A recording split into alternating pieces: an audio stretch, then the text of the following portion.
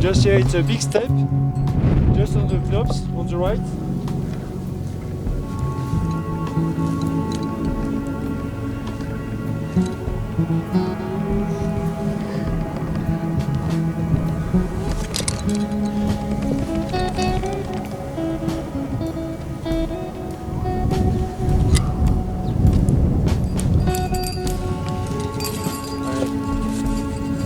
Stop, stop, the pictures. Less pictures.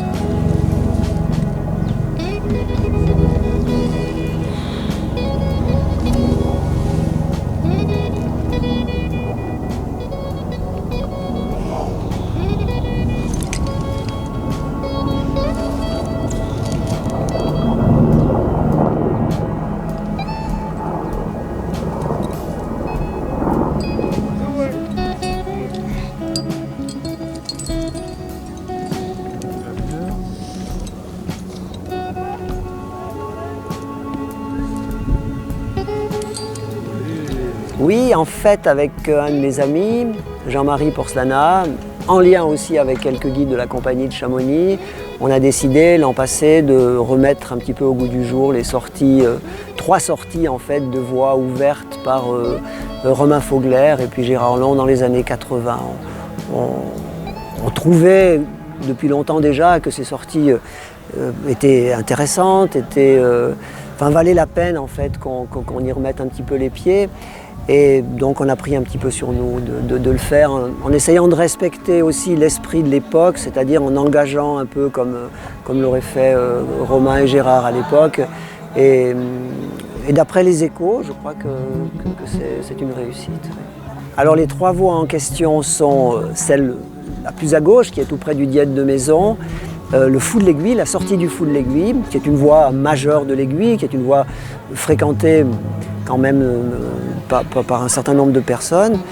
Au milieu, il y a la sortie de Canyanix-en-Mel, une voie qui est peut-être moins au goût du jour, mais la sortie est extrêmement belle, hein, un mur compact, superbe. Et plus près de la Rébuffa, c'est la sortie de Balade pour Aurélia, aussi une voie qui est très intéressante. Et le niveau là, de ces voies 2 sorties, ça touche à peu près au 7A+, avec un engagement dans le 6C, 6C+. La Balade pour Aurélia, c'est un peu plus facile, une longueur à peu près de 6C, avec un engagement 6B, 6B+, à peu près. Waouh!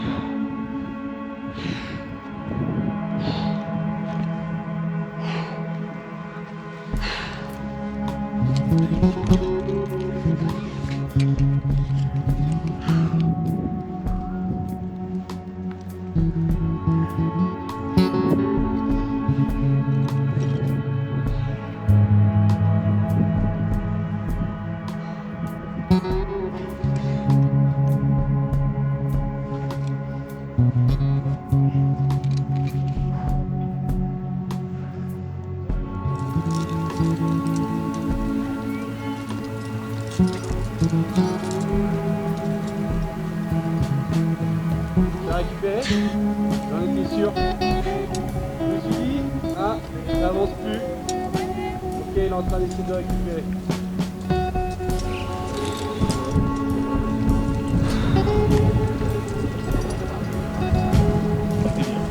Toi, tu en as un, quand même.